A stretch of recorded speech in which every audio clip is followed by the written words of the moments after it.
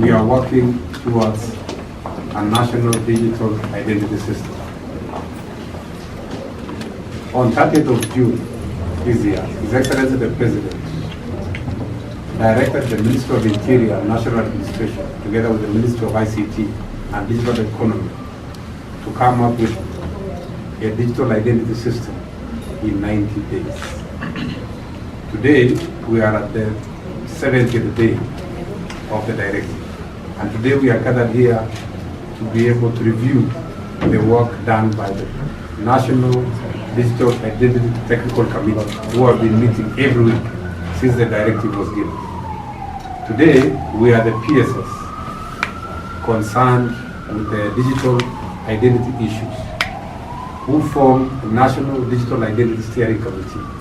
So we have had our breakfast meeting here, and the National Steering Committee on Digital Identity has graciously approved the proposals made by National Digital Identity Technical Committee to have a national digital ID implemented according to the directive.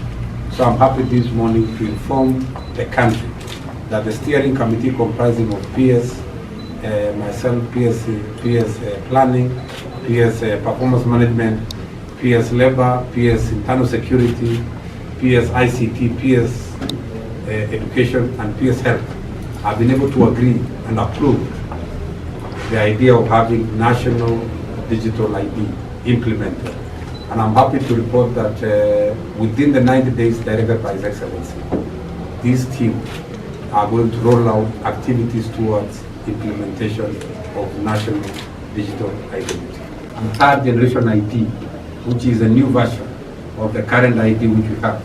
The fourth component is the digital ID, the option of having the ID on a mobile phone instead of having a physical card. The last component, the fourth component, is what we call National Master Population Register, a register which comprises of all persons living in Kenya. That is all persons born in Kenya from civil registration, all people turning 18 years from National Registration Bureau, all persons who have migrated to Kenya from the immigration database, and all refugees living in Kenya. So it is a master population register which is able to speak to each other, which is integrated well to the extent that whenever someone applies for a passport, the system should be able to confirm that that person has a birth certificate, that person has an ID, so that the system is seamless and we're able to have accuracy in our identity management system.